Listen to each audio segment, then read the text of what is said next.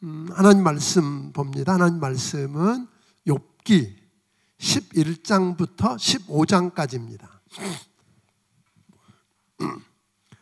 성경 대탐험 욥기 11장부터 15장에 있는 말씀을 통해서 전 제목을 잘 들을 수만 있더라면, 잘 들을 수만 있었더라면, 우리 같이 한번 해보겠습니다. 시작. 잘 들을 수만 있었더라면. 이거는 사실은 누구를 겨냥한 거냐면 욥의 세 친구입니다. 욥의 세 친구가 욥의 이야기를 잘 듣기만 했더라면 말을 잘할 수 있었을 거고, 그런 이야기인데, 그런데 그것만이 아니라 우리가 말하고 후회한 적 있어요, 없어요? 그때 그놈의 말 실수 때문에 후회한 적이 많을 텐데, 뭐만 했었더라면? 잘 들을 수만 있었더라면 그런 실수 안 했을 텐데 라고 하는, 그래서 부제로 경청 그렇게 했습니다. 자, 우리는 지금까지 하나님께서도 인정할 만큼 온전하고 정직하고 하나님을 경외하면서 악에서 떠난 삶을 살던 욥이 모든 걸 다 잃고 건강까지 잃고 고난 중에 있었을 때 그를 위로하겠다고 찾아왔던 친구 중에 엘리바스 그리고 빌닷, 그 이제 소발인데 아직은 소발은 안 나왔잖아요, 그죠? 이 두 사람과 더불어서 욥이 대화하면서 서로 상처를 받았어요, 그죠? 욥만 받은 게 아니에요.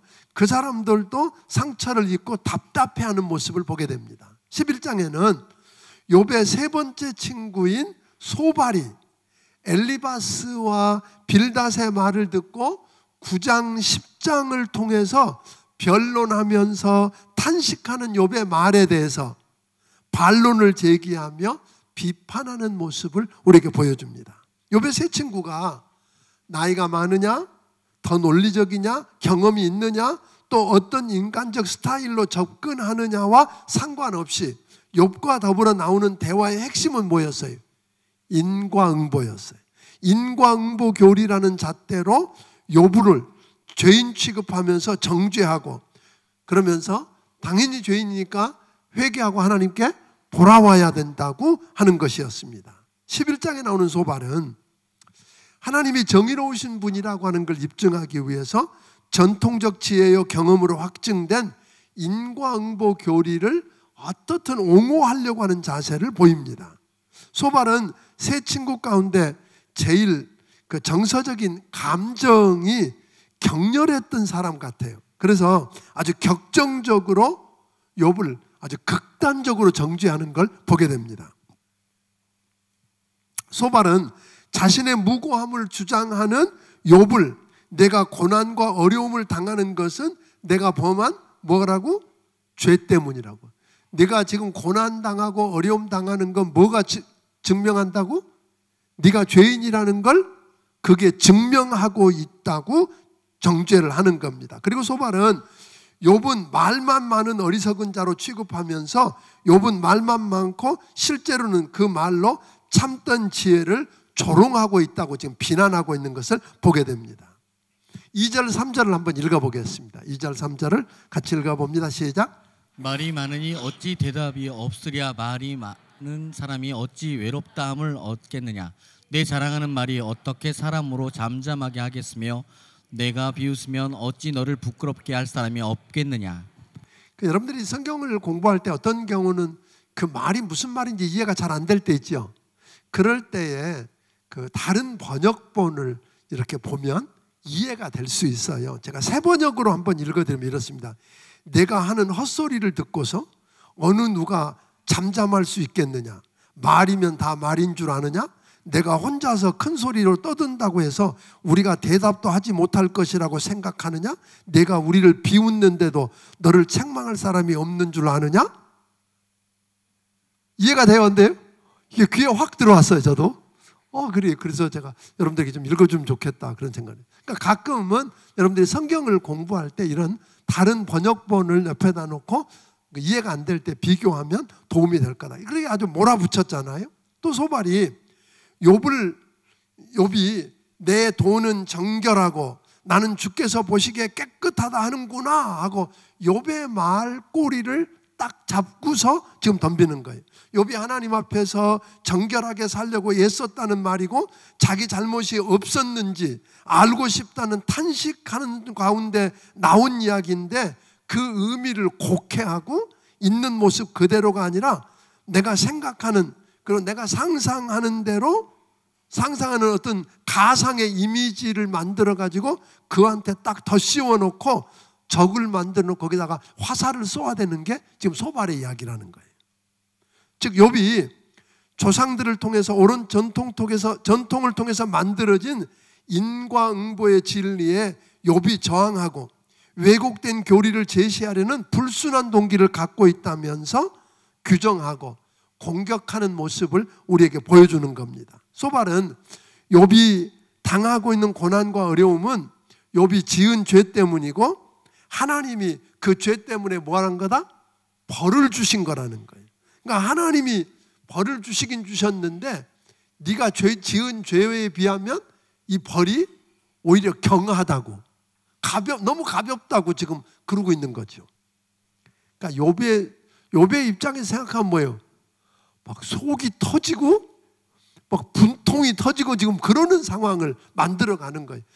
그런데 이게 소발이나 빌닷이나 엘리바스만 그런 게 아니라 누구도 그런다?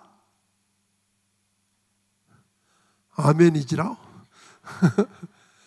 우리도 그런다 이 말이에요. 우리도 상대방 입장에 생각하지 않고 내 입장에서 지금 막 퍼부어대는 사람이 있어요.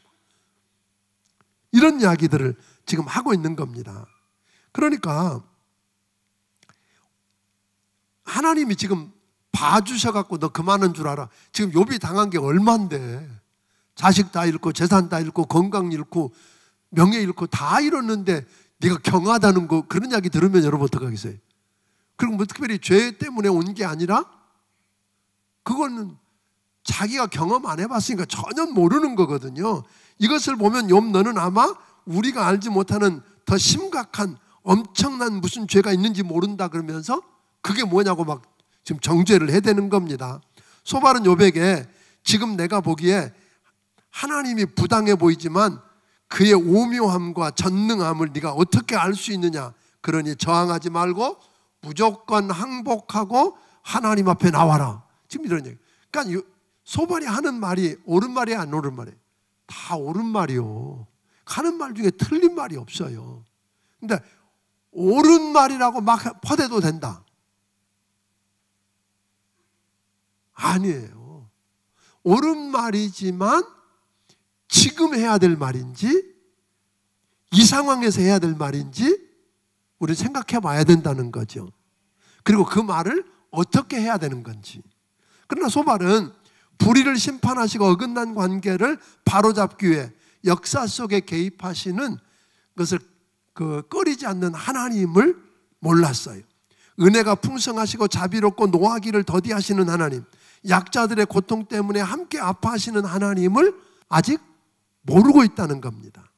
그러니까 소발은 도덕적으로 시비만 가리려고 했지 그것을 넘어서는 신앙의 시비는 가릴 줄 몰랐다는 겁니다. 소발은 욥에게 내가 겪고 있는 고난과 고통이 죄악과 불의에 대한 하나님의 심판이라 가지고 확신을 한 거예요. 그래서 욥에게 손을 들고 죄악의 불의를 버리면 두려움이 없는 삶, 환난을 잊는 삶이 도래할 거라고. 괴로웠던 날도 물처럼 흘러가고 어둠에 잠겼던 삶도 대낮보다 밝아지고 걱정과 악몽이 사라지고 희망과 평안이 찾아오고 자다가 놀라 깨어나는 일도 없고 사람들의 부러움을 사는 삶이 가능해질 거다. 다 맞는 말이잖아요. 네가 회개하고 돌아오면. 근데 욥이 생각할 때는 내가 그런 죄 안 졌는데 어떡하냐는 거잖아요.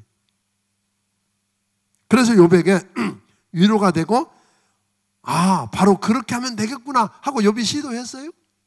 안 했단 말이에요. 천만의 말씀이죠. 전혀 위로가 되지 못했고 힘들고 고통스럽고 답답해하다가 욥이 12장 1절부터 13장 17절까지 욥이 자신의 경험을 해석해 주지 못하고 위로가 안 되는 친구들의 문제를 제기하면서 불평을 쏟아놓고 있습니다. 그리고 13장 18절부터 14장 22절까지를 통해서 하나님을 향해 답답함을 호소하고 있는 것을 우리가 보게 됩니다. 자, 그렇다면 이걸 보면 답답하고 이해가 잘 안 갑니다. 욥의 세 친구는 고난당하고 고통하는 욥을 위로하고 유문해서 돕겠다고 하는 선한 동기가 있었어요. 여러분 아는 것처럼 욥의 세 친구가 나빠요? 아니에요. 처음에 동기가 얼마나 좋은 선한 동기로 왔는지 몰라요. 욥을 위로해주고 위문하려고 아주 멀리서 와서 함께 울어주기도 하고 이랬던 사람들이에요. 또 욥이 하는 말이 나쁜 말 했어요? 아니, 다 옳은 말들 했어요. 그런데 왜 욥은 위로받기는커녕 더 아파하고 힘들어하고 절규했느냐는 거예요. 왜 그랬을까요? 이게 오늘 우리 문제잖아요. 우리도 그럴 수 있다는 거예요.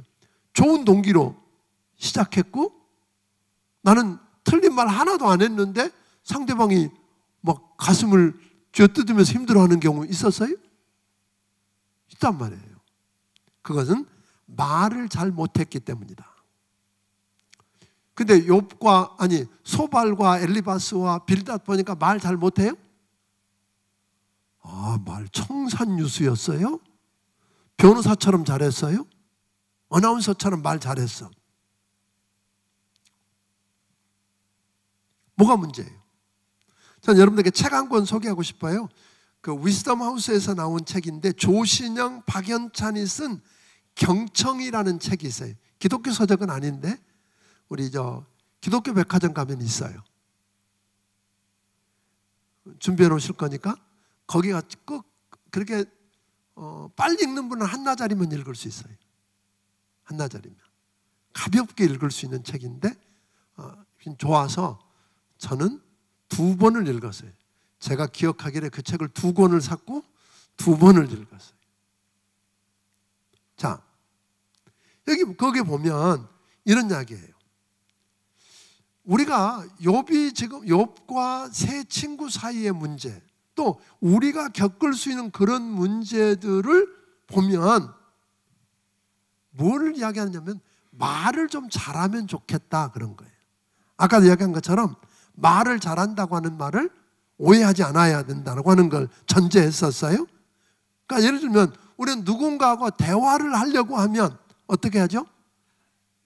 그 사람하고 대화하기 위해서 관련된 지식을 모으고 상대방의 말을 다 듣기도 전에 상대의 말이 옳은지 그른지 판단하고 끊임없이 생각하면서 내 주장을 관철시킬 준비를 해야 한다고 생각하는 거예요. 그렇죠? 그래야 말 잘하는 거잖아요. 상대방의 지식을 준비해 놓고 상대방 이야기할 때 뭐예요? 내가 어떻게 반박하고 어떻게 조리 있는 말로 할까? 그 생각을 먼저 하면서 말을 듣고 있지 않나요? 이게 문제가 되는 거잖아요. 그러니까 대부분 상대방의 말을 듣기도 전에 나의 생각으로 미리 짐작하고 판단해 버린다는 거예요. 그러니까 상대방 이야기를 제대로 들을까요? 안 들을까요? 못 들어요. 그러니까 말을 잘하려면 그래서 먼저 잘 들어야 된다. 자, 따라서 하겠습니다. 말을 잘하려면 잘 들어야 한다. 듣는다라고 하는 말을 한문으로 하면 들을 청 그래요. 근데 이 들을 청자가 아주 재밌는 말이에요. 들을 청자를 한문으로 보면 왼쪽에 무슨 변이냐면 귀 이자 밑에 임금왕자가 있어요. 그러니까 또 오른쪽에는 뭐가 있냐면 열십자가 있고 눈목자, 눈을 가리키는 눈목자를 옆으로 눕혀놨어요.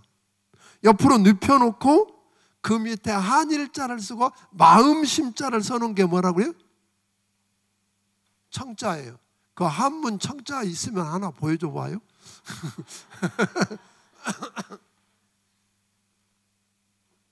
그러니까 이 말을 좀 풀어보면 이런 이야기예요. 왕 같은 귀, 즉 커다란 귀인데 집중해서 잘 들어야 한다는 거예요. 그 다음에 10개의 눈, 10개의 눈은 마치 청각장애인들의 저자예요. 귀 이 밑에 임금왕, 열십자 밑에 눈목자를 눕혀놓고 한일자에다 마음심. 저게 청자예요. 듣는다는 건데, 그러니까 이런 이야기예요. 10개의 눈이라는 게 뭐예요? 청각장애인들이 귀로 못 들으니까 어떻게 하죠? 눈으로 봐요. 뭘 봐요? 입 모양을 보는 거 아세요?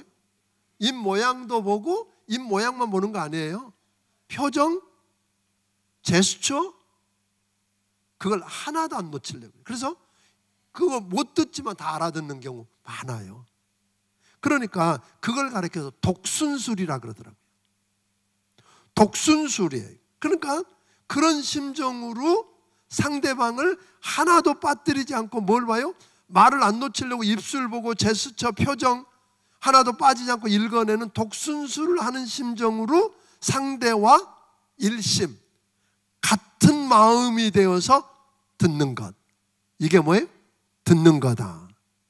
그러니까 말을 잘하려면 먼저 잘 들어야 하는데, 이는 그냥 귀로 들려주는 단순한 말소리를 들었다고 잘 들은 게 아니라 이 말이에요. 뭘 들어야 돼요? 말하는 상대방의 생각과 마음을 읽을 수 있어야 된다는 거예요. 아멘? 우리 몸에 눈이 2개고 귀가 2개고 입은 몇 개예요? 1개. 왜 그럴까요? 더 잘 보고 더 많이 듣고 말은 조금 말하는 거예요. 그러니까 잘 듣는 비밀 중에 하나는 뭐예요? 말을 적게 하는 거예요. 그러니까 그런데 이제 그럼에도 불구하고 상대방의 마음을 열고 다 말하는 것도 아니고 말했다고 내가 다 알아듣는 것도 아니잖아요. 그렇지 않으세요? 그러니까 상대방, 내가 열심히 그 사람 하고 들으려고 그래도 상대방의 속에다 딱 감춰놓고 말을 안 하는 것도 있고, 말을 해도 못 알아듣고, 그런 이유는 뭐냐는 거예요. 그래서 그렇기 때문에 우리가 해야 할 일은 뭐예요? 먼저 내게 있는 편견과 선입견을 비워내는 게 좋다. 마음을 비워내는 거다. 내 선입견, 우리는 나무에게 대화를 할 때 이미 우리 안에 뭐가 있어요? 선입견, 편견을 딱 가지고 이야기하는 거야. 이걸 비워내는 작업이 잘 들을 수 있게 하는 거라는 거예요. 아멘? 그리고 나도 인정하지만 상대방도 먼저 있는 그대로 인정하자는 거예요. 마음을 비워내고, 그래야 입 밖으로 드러내지 않는 말, 소리 없는 소리를 마음으로 들을 수 있다, 그런 거예요. 내 마음을 비워내야. 이게 뭔 말인지, 이거 나도 하면서 하여튼 뭔가 맞는 것 같기는 한데 지금, 그죠? 그러니까 말을 해서 상대방이 그 말로 인해서 감동받고 변할 거라고 착각하지 마라, 이 말이에요. 내가 말을 기가 막히게 잘하고 설득하면 상대방이 그 말을 듣고 감동을 받고 변할 거다. 아니요. 그것보다는 말을 잘 뭐하면? 들어주면.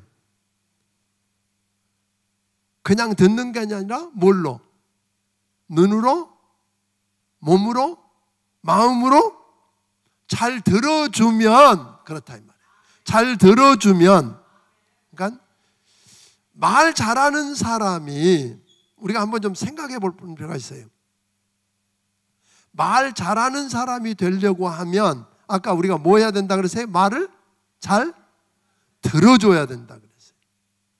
귀로만 듣는 게 아니라 마음의 눈으로 보고 마음으로 듣는 경청을 해야 된다 그랬어요. 그래서 그렇게 하려면 5가지로 그 책에서는 요약을 했어요. 하나는 대화를 시작할 때 내 마음속에 있는 판단과 선입견,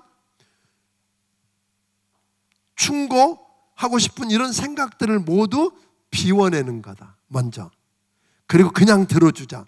텅 빈 마음을 준비하여 상대방과 나 사이에 아름다운 공명이 생기도록 준비하는 것, 즉 공감하도록 준비하는 거예요. 공감을 준비하는 거다. 두 번째는 상대방의 말과 행동을 잘 집중해서 상대방이 얼마나 소중한 존재인지를 인정해 주는 거다. 상대를 완전하게 인격체로 인정해야 진정한 마음의 소리가 들린다. 자녀들, 부하 직원이든 상사든 한 인격체로 상대방을 인정하고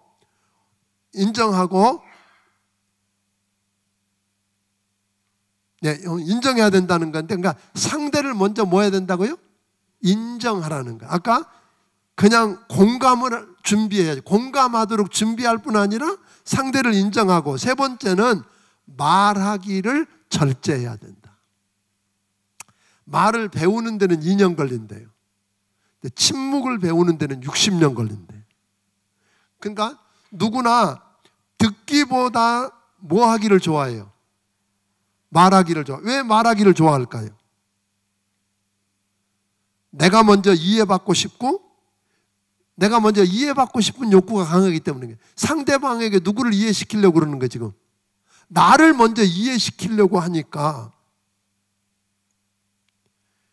그러니까 이해받고 싶으면 내가 먼저 상대에게 귀를 기울여 주자, 그런 거예요. 먼저 이해하고 이해받기를 바랍니다. 그러니까 말하기를 절제하고 먼저 상대에게 뭐 하자?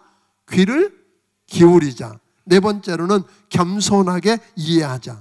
겸손하면 들을 수 있고 교만하면 들을 수 없습니다. 상대가 내 생각과 다른 말을 해도 들어줄 줄 아는 자세가 가장 중요합니다. 경청의 대가는 상대방의 감정에 겸손하게 공감하며 듣는 사람입니다. 사람이 원하는 것은 자기 말을 진정으로 들어주고 자기를 존중해주고 이해하는 것이라는 거예요. 그러니까 항상 겸손한 자세로 듣고 상대를 뭐 하는 거예요? 이해해 주는 게 필요하다. 다섯 번째로 온몸으로 응답하자. 경청은 귀로 말하는 것이 아닙니다. 귀로만 하는 게 아니고 눈으로도 하고 손으로도 하는 겁니다.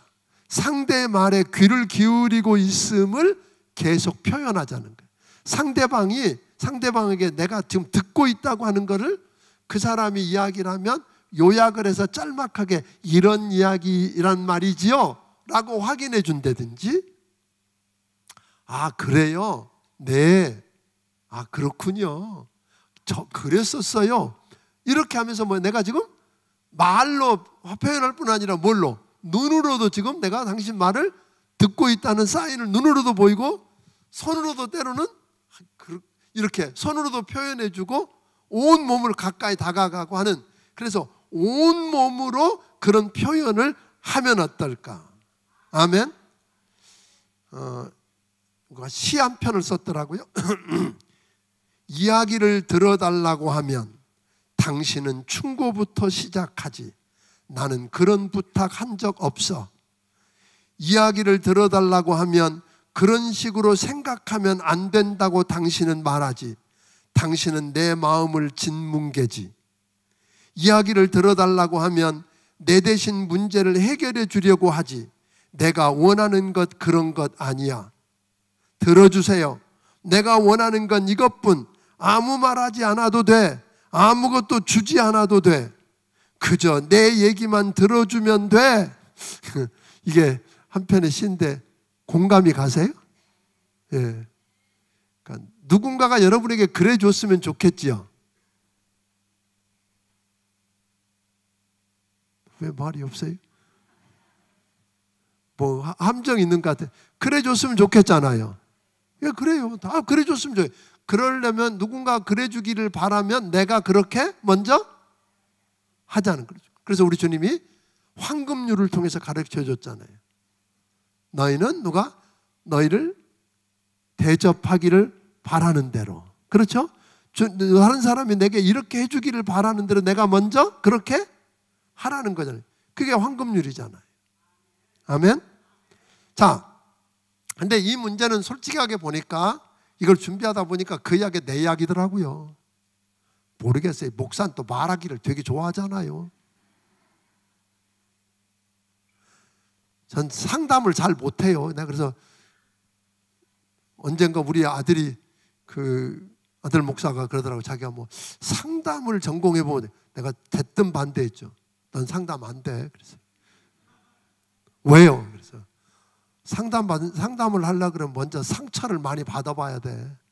그리고 그 상처를 치료받은 경험, 상처를 받았고 치료받은 경험이 있어야 돼. 넌 사람이 너무 좋아서 안 되겠다. 네, 그랬죠. 왜? 그러니까 왜 그러냐면요. 그 말을 하고 싶은 거, 말을 이렇게 좋아하면 참 어려워요. 그러니까 결국은 이야기가 제 이야기였어요. 그러니까 뭐 그 상담 저는 잘 못하는 이유가 누가 이야기하면 뻔한 답이 다 보여. 근데 그걸 돌려가지고 뱅뱅 돌려서 이야기하면 속상해, 답답해 죽겠어 막. 답을 확 이야기해버리고 싶지.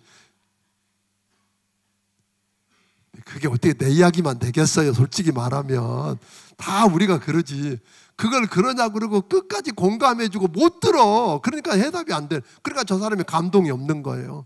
그걸 참고 그걸 넘어가서 다 뻔히 알면서도 들어주고 이럴 수 있느냐는 거예요. 그때 뭐가 일어난다? 변화가 일어난다는 거예요. 아멘? 쉬운 이야기 아니지만 그런 거죠. 그러니까 그렇지 않으면 왜 이런 이야기를 지금 제가 따로 곁들였냐면 욥의 친구들처럼 동기도 선해. 그렇죠. 그 동기도 좋았어. 말도 옳은 말이고 틀린 말 아니야. 그런데 상대방에게 도움도 안 되고 상대방 가슴을 후벼 팠어. 그죠? 거기다 소금도 뿌리고 거기다가 그렇게만 끝났으면 좋겠는데 하나님이 너 틀렸어 그런 거잖아요. 하나님 앞에도 또 칭찬 못 들었어. 그러면 너무 억울한 거잖아요. 그렇죠? 우리가 그러고 살 수는 없다는 거예요. 아멘? 그래서 우리는 잘 들을 줄 알면 좋겠다. 잘 들어줘. 그래서 우리 교회는 왕 같은 귀를 가진 사람들, 듣는데 선수들. 점점 마음의 소리가 줄어드는데 하여튼 듣는데 선수가 되면 좋겠어요. 막 눈이 10개가 있는 것처럼 마음의 눈을 가지고 상대방의 입만 보는 게 아니라 눈, 얼굴, 표정, 감정, 말 안 하는 소리 안 낸 소리까지 다 듣고 그렇죠? 마음으로 느끼면서 그러려고 그러니까 나도 준비돼야 돼. 내 속에 있는 걸 비워내야 된다.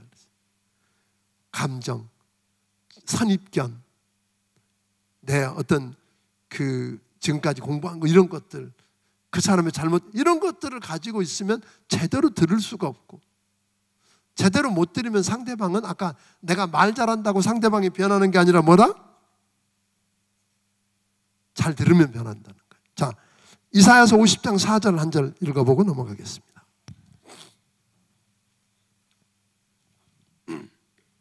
같이 읽습니다. 주 여호와께서 학자들의 혀를 내게 주사 나로 곤고한 자를 말로 어떻게 도와줄 줄을 알게 하시고 아침마다 깨우치시되 나의 귀를 깨우치사 학자들같이 알아듣게 하시도다. 그래서 학자의 혀는 길들여진 혀예요.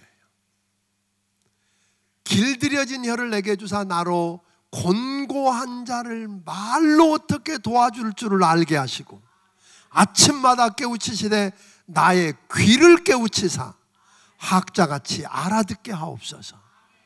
하나님이 이사야 선지자를 통해 지금 주신 말씀이잖아요. 그러니까 지금 보니까 귀도 들어가 있어요. 그죠? 혀. 그러니까 잘 말로 남을 도와주려고 그러면 잘 들어야 된다는 거잖아요. 말을 하고 싶은 말 내뱉는다고 잘 되는 게 아니라는 거잖아요.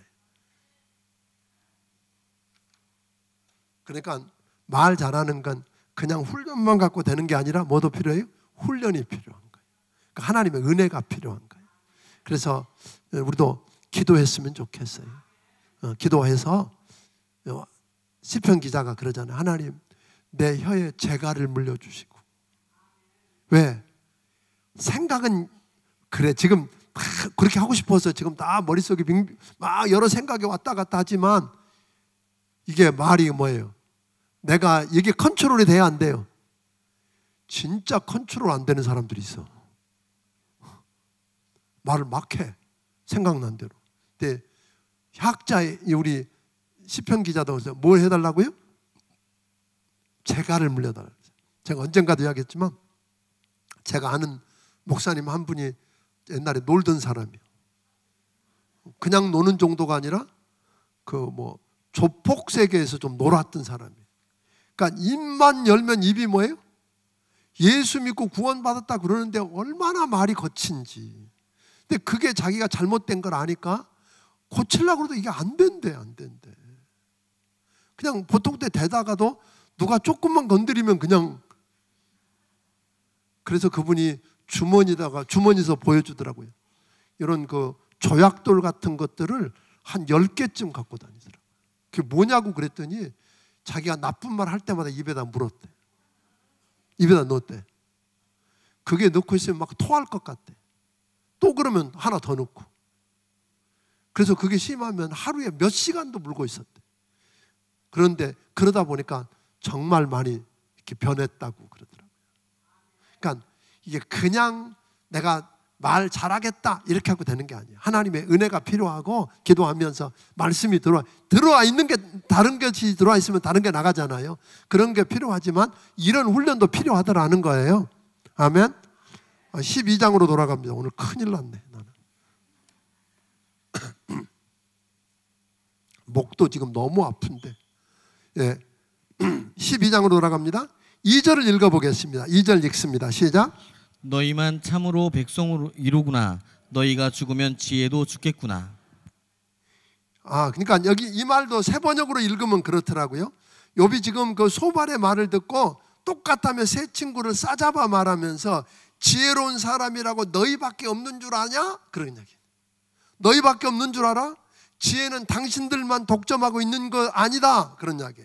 하나님이 당신들에게 지혜를 허락하셨다면 내게도 허락하셨다. 나라고 내 문제 바라볼 수 있는 판단력과 통찰력이 없다고 생각하냐? 어떻게 당신들은 그렇게 쉽게 단정하냐? 욥은 친구들의 지혜의 독선에 관해서 오히려 굴복하는 게 아니라 도전하고 있는 걸 보여줍니다. 뿐만 아니라 욥은 우리 삶 속에는 인간의 뜻과 상식으로는 이해하기 어려운 것도 있다. 예를 들면 그런 거죠. 6절을 통해서 뭐라 그랬어요? 너희가 인과응보를 말하는데 강도의 장막이 형통하는 거 봤냐? 하나님을 진노케 하는 자들이 평하는 거 봤냐? 왜 그래? 그거 어떻게 설명할래? 그런 거죠. 아니 도둑질한 놈들은 갑자기 하늘에서 벼락이 떨어져갖고 뭐예요? 즉사하든지, 하나님을 진노케 하는 사람들은 갑자기 벼락이 떨어져서 죽어야 되는데 안 죽고 평안하고 그 집이 잘 되더라. 그거 어떻게 설명할래? 그런 거지. 의롭게 말씀대로 의롭게 사는데 그 사람이 고난을 겪고 있더라. 너 그거 어떻게 설명할래? 그런 거예요. 그런 것도 뭐하다? 있다. 그런 거예요. 그러니까 무슨 이야기예요? 욥은 그런 이야기를 계속하는 거예요. 하나님이 세상을 만드신 창조주고 그 모든 걸 주관하시는 거 나도 인정한다. 부인하지 않는다. 그런데 너희가 말한 것처럼 인과응보만 불변의 진리 아니다. 그런 거예요. 고난당하는 사람들에게 사람을 대할 때 그러니까 쉽게 그 고난의 원인이 뭔지를 분석하려고 하지 마세요. 어떤 사람들 그러거든요. 어려운 일을 당하면 이야기하다가 죄진 거 있지. 이렇게 원인을 분석하고부터 들어가면 그 사람이 내가 이거 잘못했네요. 그리고 아멘. 그리고 딱 고쳐서 변하던가요? 마음을 안 열잖아요.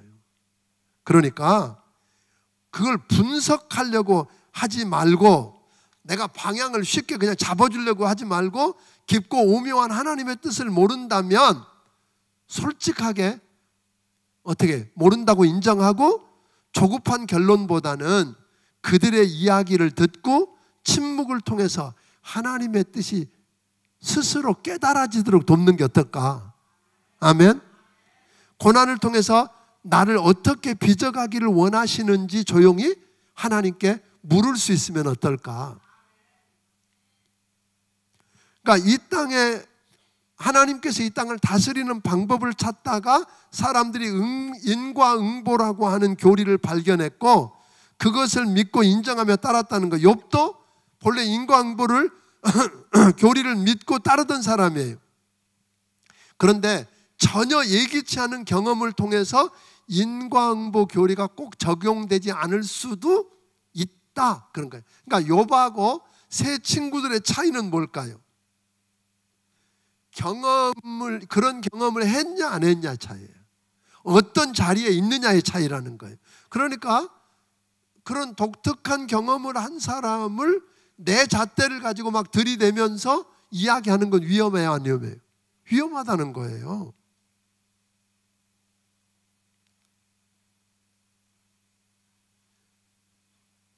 그러니까 우리가 욥은 그런 이야기 하는 거죠. 한 나라의 지도자들, 즉 모사와 재판장과 왕들, 그리고 제사장에게 권세를 주신 분도 하나님이고 그들은 하나님의 능력 아래에 있다. 그러므로 그들에게 권세를 빼앗아 가실 수도 있는 분이 누구다?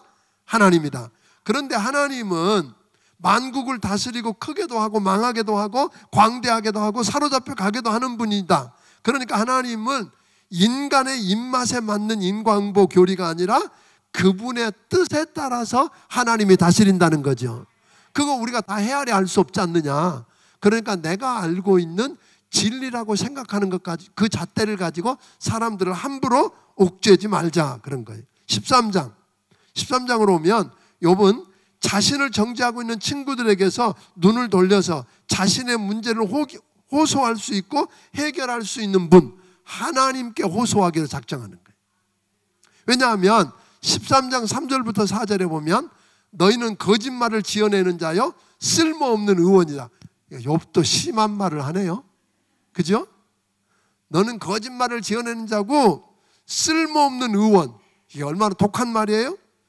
그랬더니 5절에 있는 말씀, 5절에 있는 말씀을 같이 한번 읽어보겠습니다. 시작. 너희가 참으로 잠잠하면 그것이 너희의 지혜일 것이니라. 근데 이걸 세 번역으로 읽었더니 더 재밌더라고요. 입이라도 좀 다물고 있으면 너희의 무식이 탄로나지는 않았을 텐데. 아, 그러니까 이해가 확 왔어. 그죠? 그러니까 때로는 우리가 말 안 하고 있었으면 뭐예요? 무식이 안 탄로나고 최소한 중간은 갔는데 괜히 말했다가 뭐예요? 본전도 못 찾은 적 있어요, 없어요? 없는 것 같아. 맨날 이야기하면 나만 나쁜 사람 같아.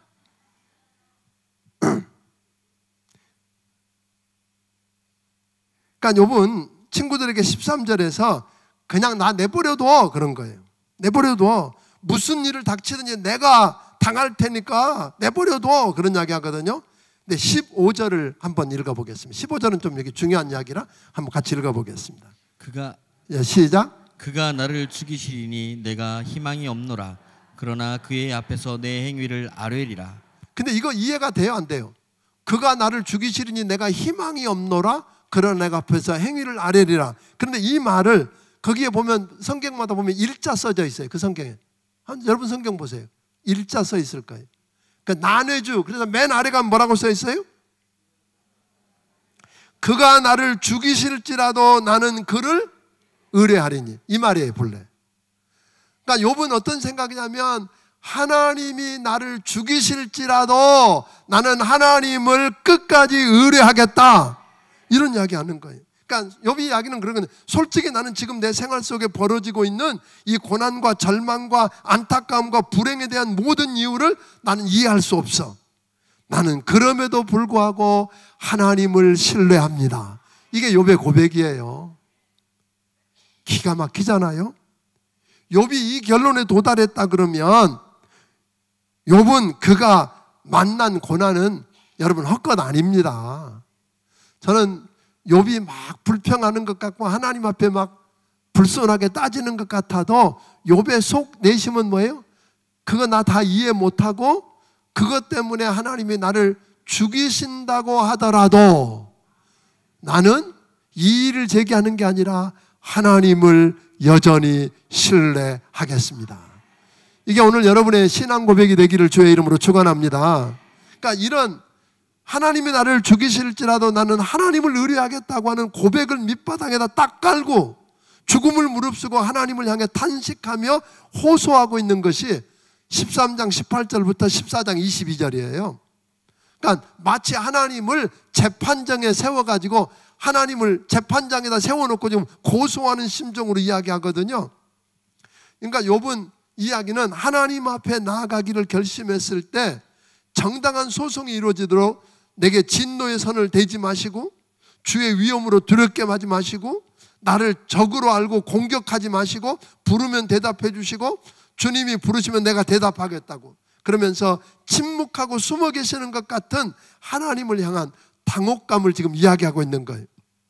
근데 아까 이야기한 것처럼 욥의 이런 이야기들을 들으면 우리가 자칫 시험에 들 수 있는데 아까 욥의 신앙 고백을 그런 신앙 고백을 딱 깔고 들으면 뭐예요? 아, 얼마나 힘들었으면 욥이 지금 하나님 앞에 호소하고 절규할까 이렇게 그러니까 그 신앙 고백을 깔고 보았으면 좋겠어요. 14장을 통해서 욥은 계속해서 인간의 한계를 인정하고 있어요. 욥은 다른 사람들처럼 자신의 인생도 수명이 짧고 그 기간이 제한되어 있다는 걸 알고 있었어요. 그리고 그 연약한 인간을 향해 하나님께서 자비를 베풀어 줄 수는 없느냐고 호소하고 있어요.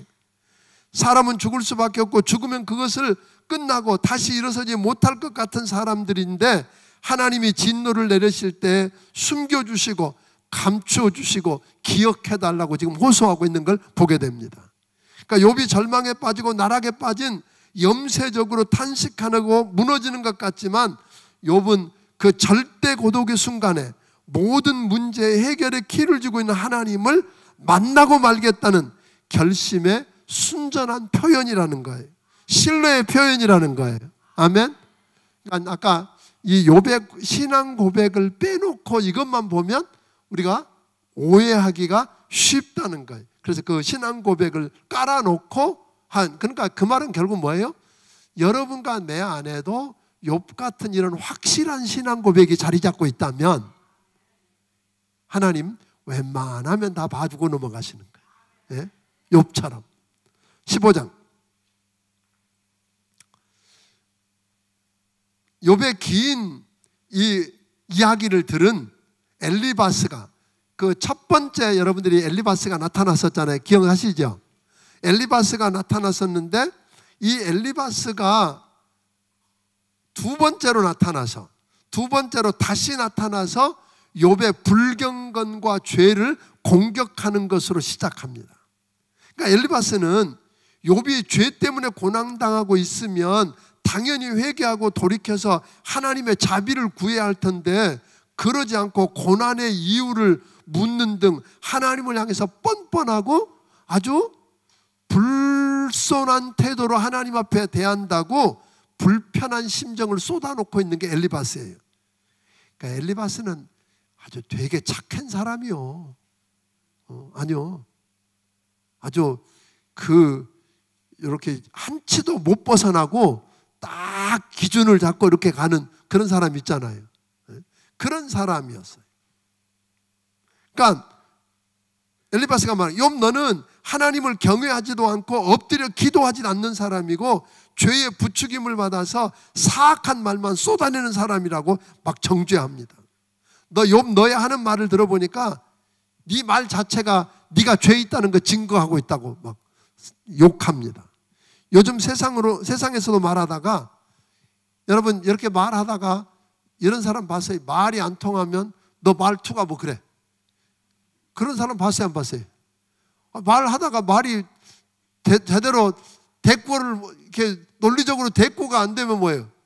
말투가 뭐 그러냐고 태도가 뭐 그리고 괜히 애들하고 여러분 자녀들하고 하다가 말이 못 당할 것 같으면 어떻게 해? 너 그렇게 눈 위로 치켜뜨고 다 그래 본 사람들이잖아요. 지금 보니까 표정을 보니까 그러니까 무슨 말투가 그러느니 태도가 어쩌니 이런 것 갖고 시비를 거는 거예요. 그러니까 본질 아니에요. 말이 안 되니까 본질이 아닌 외적인 문제를 가지고 공격해요. 그랬더니 그 사람이 아이고 내가 태도가 잘못됐네 죄송합니다 하고 무릎 꿇어요? 더 반발이지. 그때는 그런 말 하는 거? 아니요. 그거 갖고 시비 걸면 안 된다 이 말이에요. 근데 지금 엘리바스가 누구를 향해서? 욥을 향해서 지금 그러고 있는 거예요. 7절부터 9절에 보면 너 나이 몇 살이야? 그런 식이잖아요. 네가 우리보다 나이 많아? 이제 그렇게 나오거든요. 네가 하나님 오묘하심을 다 들어봤어? 너 혼자만 지혜로워? 네가 우리보다 더 많이 알아? 네가 더 가졌어? 지금 이런 식으로 지금 그러니까 이게 엘리바스가 지금 화가 난 거예요. 화가 났는데 말로 해서 당해내겠어요? 못 당해내겠어요? 못 당할까? 논리적으로 못 당하겠어. 그러니까 지금 뭘로? 이게 엉뚱한 걸로 지금 욱박 지르고 있는 거예요. 그 누가 많이 하던 거예요? 부모님들이 애들한테 많이 하던 이야기 지금. 앞으로는 이제 오늘 이후로는 그러지 않기를 주의 이름으로 축원합니다. 그러지 마세요. 그런다고 애들이 딱 무릎 꿇고 빌고 변하면 할렐루야 100번이라도 해야지. 안 그렇습니다. 감정에 이끌려가지고 전혀 도움이 안 되는 엉뚱한 데로 끌고 가고 있어요. 그러니 위로가 되겠어요? 안 되겠어요? 위로 안 되지요. 위로만 안 되는 게 아니에요. 상대방의 마음에 상처만 더 입히는 거예요. 또 욥에게 너는 얼마나 부패하고 형편없는 죄인인지 너 알아? 그런 거예요. 14절 한번 읽어보겠습니다. 14절부터 16절 한번 읽어보고 가겠습니다. 자, 시작. 사람이 어찌 깨끗하겠느냐? 여인에게 선한 자가 어찌 의롭겠느냐? 하나님은 거룩한 자들을 믿지 아니하시나니 하늘이라도 그를 보시기에 부정하거든. 하물며 악을 저지르기를 물 마심같이 하는 자증하고 부패한 사람을 용납하시겠느냐? 그러니까 결국은 뭐예요? 의로운 사람이 있어? 너 같은 게 어떻게 고개 빳빳하게 들고 하나님 앞에 그럴 수 있어? 하고 지금 아예 욥을 꼼짝 못하게 뭐예요? 찍어 누르고 있는 거예요. 고개 숙여! 악을 저지르기를 물 마시더라 하고 부패한 가증한 네가 어떻게? 그러면서 17절부터 35절에 걸쳐서 악인의 최후가 어떤가를 설명하고 있어요. 그러니까 결국 뭐예요? 너는 지금 뭐라 이게 3단 높이 너는 이런 아까 지금 이야기를 통해서 뭐였어? 너는 죄인이야 그런 거잖아요. 너는 악한 자야. 그런데 악인의 최후가 이래. 그러니까 너의 최후의 결론도 이래. 지금 이렇게 하는 거잖아요. 근데 그게 맞아요? 안 맞아요? 지금 안 맞는 이야기를 그렇게 끌고 가고 있다는 거예요. 20절을 통해서 그렇게 이야기하잖아요. 그의 말에 이르기를 악인은 그 일평생의 고통을 당하며 강포자의 횟수는 작정되었나니. 그러니까 악인은 일평생 고생을 당하고 그 사람이 당할 고난의 횟수는 정해져 있어. 그러니까 그게 누구라는 거예요? 너야! 그런 거죠. 그러니까 너는 바로 뭐예요? 악인이니까 고통을 받아도 당연하고 고통은 영원할 것이라는 말입니다. 그러니까 엘리바스는 욥이 모든 문제의 원인이시라며 해결자신 하나님께 나아가서 그분에게서 자신의 문제를 해결하고자 탈출구를 찾고 있었잖아요, 욥은. 그런데 자기 시각으로 자기가 알고 있는 것, 자기가 배운 것, 전통에 갇혀서 잘못 욥을 진단하고 나니까 결국은 잘못된 결론에 도달할 수밖에 없다는 거예요. 그러니까 여기서 우리는 진단이 중요했어요. 그래서 아까 다시 그 경청에 가는 이야기로 돌아가 보면 진단하기 위해서 뭐 해야 된다? 잘 들어야 된다. 아멘? 잘 들으려고 그러면 먼저 그 사람이 말을 잘해야 되는 게 아니라 내가 먼저 비워야 된다 그랬어요. 그죠? 내가 먼저 비워야 돼. 그리고 그 사람이 말하는 것뿐 아니라 말하지 않은 소리. 그러니까 그걸 듣기 위해서 우리는 귀로만 듣는 게 아니라 눈으로, 마음으로, 온 몸으로 들어야 된다는 거예요. 그죠? 그래야 바른 뭐를 진단을 하게 되고 바른 진단을 해야 바른 결론으로 이끌 수 있다는 거예요. 근데 지금 욥의 세 친구들은 진단을 아예 처음부터 잘못한 거예요. 진단을 잘못하니까 별 방법을 써도 결론은 빤한 거였어요. 그러니까 결국은 우리는 경청의 소중함을 깨닫는 거죠. 그래서 말을 잘하려고 그러면 뭐 해야 된다? 말을 잘 들어야 한다. 말을 잘 듣고 말을 잘해서 사람을 어떻게 도와줄 줄 아는, 아멘, 귀한 일을 감당하는 여러분들이 되기를 주의 이름으로 축원합니다. 그래서 여러분들이 이런, 그냥 제가 오늘 듣는 쪽에다가 맞췄어요. 그럴지라도 오늘 11장부터 15장까지 내용 전체를 비교적 아울었다고 생각을 하니까 자세하게 다 다루지 않은 거는 이제 새벽마다 우리 부교육자들이 한 장씩 읽고 풀어주실 텐데 그때 좀 들으시고요. 한 장을 여러분들이 욥기를 읽으면서 이번 한 주간은 말을 좀 훈련해서, 먼저 말을 훈련하기 위해서 뭐부터 해야 된다고요? 듣는 훈련. 집에 가서 애들이 할 때 끼어들지 말고 끝까지 듣는 훈련. 남편이 말할 때, 아내가 말할 때. 근데 말 한마디, 몇 마디 들으면 다 알아요. 다 끝이 대답이 보여요, 안 보여요? 보여요. 그러니까 뭐예요? 해나 마나 그만. 너 이거지? 그러지 않기를 주의 이름으로 축원합니다. 그냥 뭐 하라고요? 들어야 돼요. 뭘로 들으라 그러세요? 온몸으로, 눈으로, 마음으로, 입으로, 귀로, 손으로 다 듣고, 제대로 듣고 나면 바른 진단을 하게 되고, 근데 내가 진단하기 전에 잘 들어주기만 하면 상대방은 이미 위로받고 해결돼요. 그런 기적을 경험하기를 주의 이름으로 축원합니다. 기도하겠습니다. 하나님 아버지, 욥을 통해서 우리를 깨우치시고 가르치기를 원하시는 하나님을 경험하게 하시니 감사합니다. 하나님, 우리에게 학자의 귀를 주시고 학자의 혀를 주옵소서. 그래서 말로 곤핍한 자를 어떻게 도와줄 줄 알게 해 주옵소서. 하나님, 마음으로 들을 수 있도록 도와주옵소서. 그리고 마음으로 도울 수 있도록 도와주시기 원합니다. 하나님, 그래서 말을 통해서 사람들이 세워지고 고쳐지고 변하는 기적을 경험하게 하여 주옵소서. 한 주간도 하나님의 은혜를 구하며 예수님 이름으로 기도하옵나이다. 아멘. 아멘.